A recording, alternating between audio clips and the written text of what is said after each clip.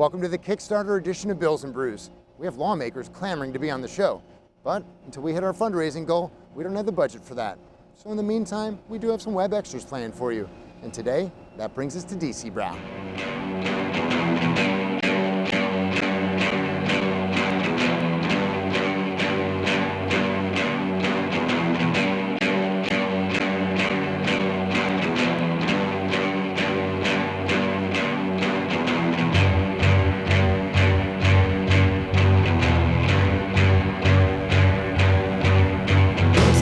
Cheers, brother. Cheers. Welcome to the show. Thanks. Nice to be here. So DC, Brau, you guys are kind of on the cusp of DC's craft beer industry.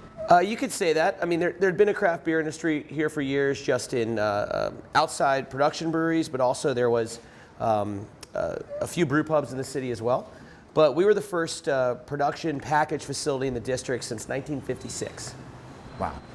And I guess we've seen 5 or so pop up in the past year. Yep. I think there's plans for more too. So it's great to just see that growth and see how the city has just been inspired by craft beer. And you don't really see it as competition, these other guys, do you? Not really. I mean, our competition is really more the big mega brewers out there, and every little bit of, percentage points we can pull away from them is just huge for us, obviously. And now, you're from DC, the city has had a rapid evolution. It has culturally. Yep. And how has craft beer played into that? I think craft beer has had a lot to do with it, but I think you see it in all facets of people's lives here. People want to support local businesses. They want to support local products. There's a real grassroots feeling in DC right now, and I think that's indicative of something you see all over the whole country.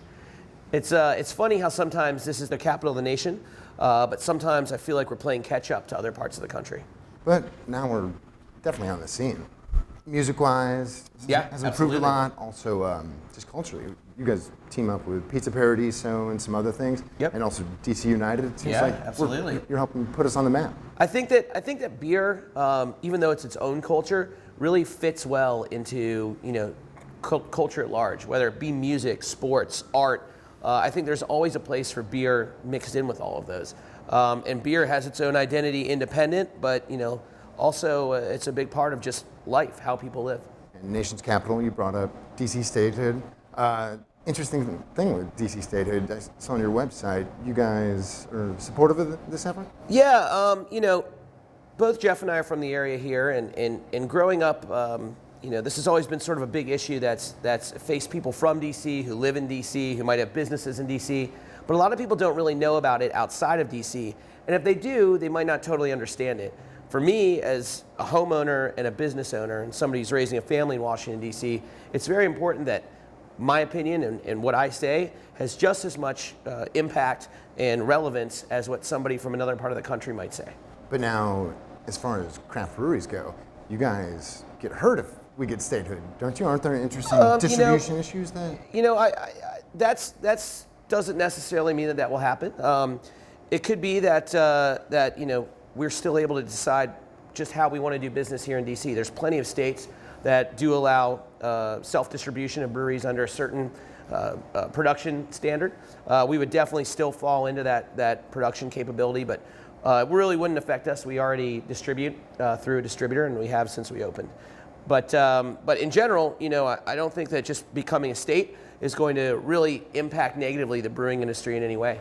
In fact, it might allow us to have some more rights to decide how our tax money is actually being spent so that we can benefit our industry a little bit more. Now, how big are you guys?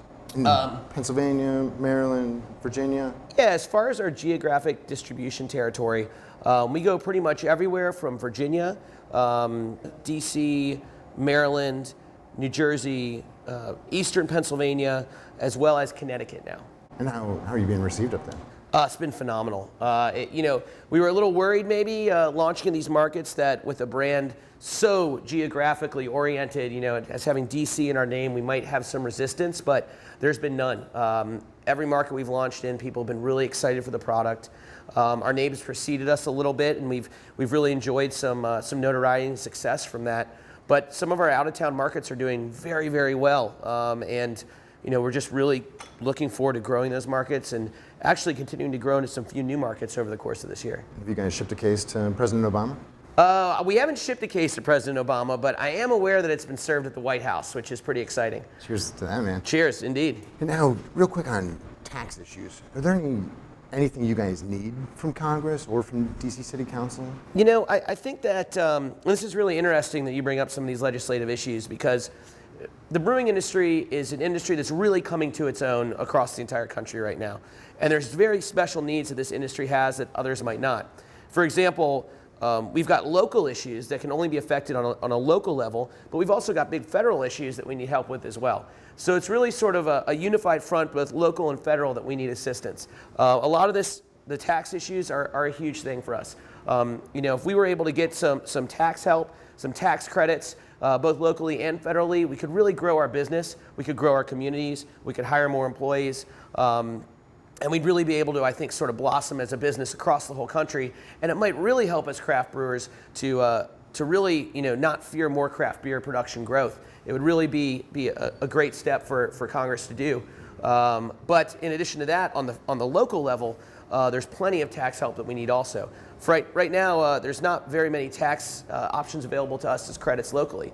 Even though we're in an enterprise zone, the federal government did not renew our local enterprise zones in the District of Columbia, one of the only places in the country that didn't happen, which is another reason why statehood's important for us. If we can make those decisions for ourselves, we might be able to get a manufacturing or enterprise credit right now. Interesting.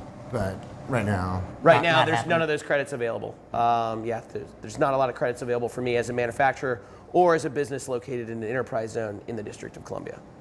Dude, appreciate your time. Cheers. Thanks for coming by, Matt. Anytime. Might move in.